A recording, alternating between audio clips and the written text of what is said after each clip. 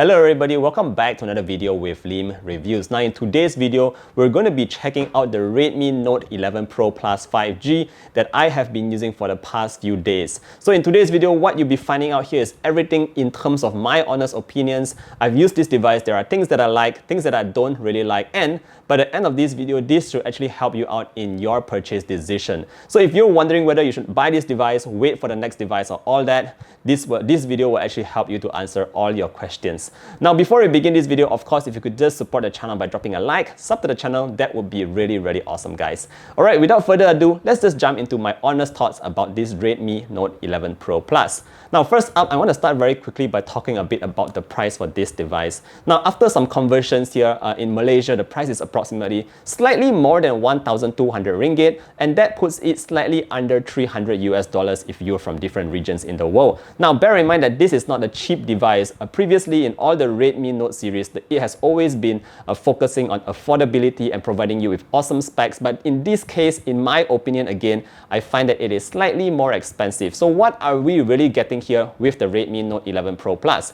Let's continue to find out. Now, the next thing we're going to talk about here is the design. Now, on the design front, I think that this is hands down the best looking Redmi Note series to date. What we have at the back here is actually a very nice and smooth matte materials. It's not like the typical kind of matte. It feels soft and matte at the same time, if that kind of makes sense to you. But it feels really nice here on the back panel, guys. That's the first thing. Now, the second thing I want to highlight here is, again, the flat edges that we have on the sides here. It makes it feel so much more premium compared to all the previous Redmi Note series that I have handled before. So it's definitely feeling very good here in my hands. It has a very solid kind of feel, and overall, I just think that the Redmi Note 11 Pro Plus right here looks amazing, guys. Let me know what you guys think about this look. Obviously, there are a couple of different more colors, but I chose this color because I think it is quite unique.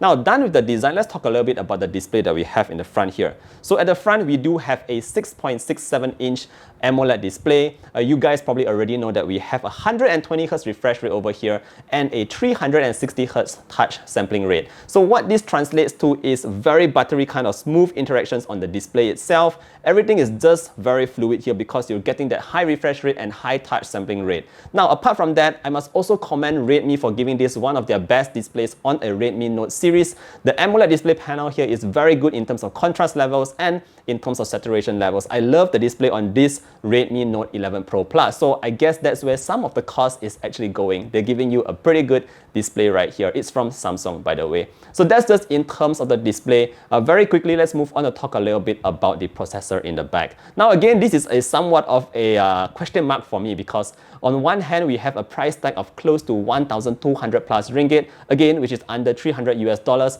and this puts this device very close to the pricing of the Poco F3, which is like the king of the value king out there. Guys, you can't compare this to the Poco F3. So this is where I have my problem in terms of the processor. So in terms of the processor, we're only getting a Dimensity 920 right here. So in terms of power-wise, I think it is quite underpowered for the price. Maybe I'm asking too much here, but again, in terms of day-to-day use, it is fine. It launches apps fairly quickly. It doesn't lag, it doesn't delay. You can also play games fairly decently on this device right here. Now, bear in mind that it does not support the extreme graphics on like Mobile Legends. It doesn't support the highest graphic settings on PUBG. And if you play Genshin Impact quite a fair bit, you will have to use the medium settings to actually get a decent, smooth gameplay. So it's not really like a gaming master over here with the Redmi Note 11 Pro Plus. Now, what it does, like I said again earlier on, is that it's giving you a very smooth day-to-day experience, but for the price, guys, I think the Dimensity 920 is just missing it by a mile. Apart from that, in terms of the RAM here, we're getting the LPDDR4X,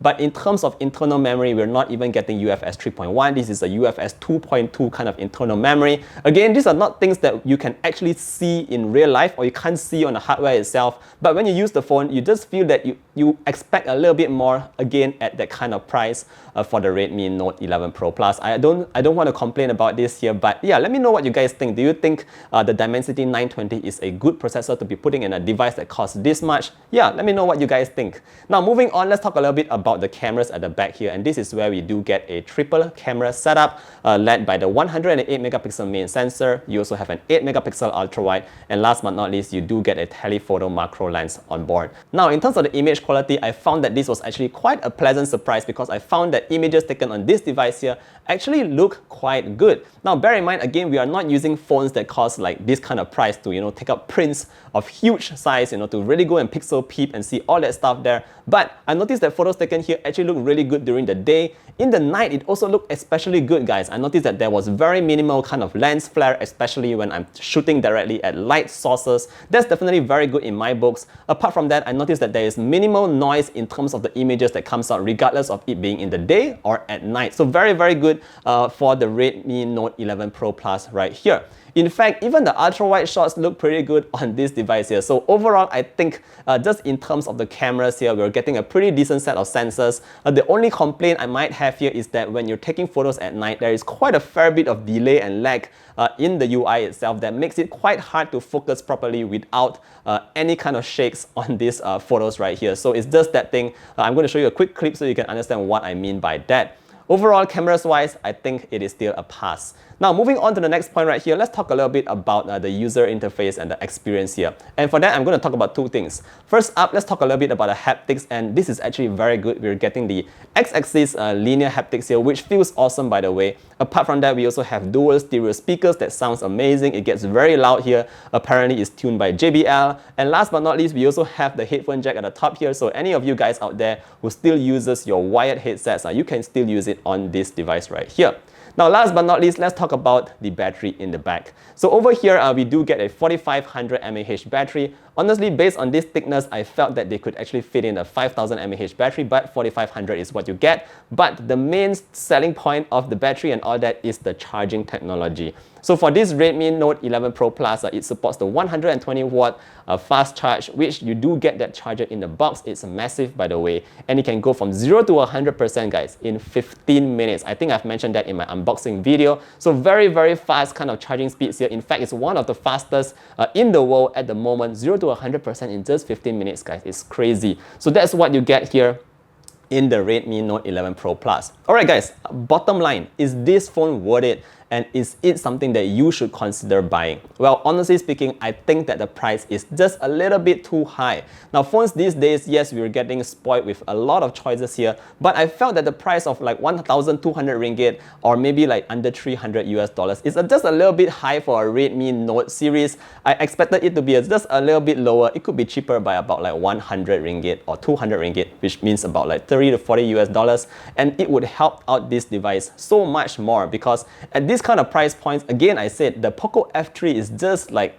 that bit further away. And if I had to choose between one, without a doubt, I would have gone for the Poco F3. It's just a no-brainer, guys. So yeah, I think that's my my stand on the pricing for this device right here. Otherwise, performance-wise, it is still very budget to a mid-range level kind of performance. It's not really like the strongest mid-range out there. So this is basically what I expect, or what I can say, my honest thoughts about the Redmi Note 11 Pro Plus. Now again, last but not least, I do want to hear your thoughts. What do you think about the processor? What do you think about the price? Do you think that everything that you're getting here justifies the pricing that it's been asking?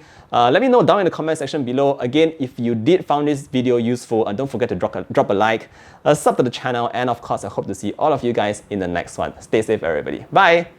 Oh, by the way, my eyes are a bit dry right now, so I'm flickering quite a fair bit. So if you did notice that, my apologies. All right, stay safe, everybody. Bye!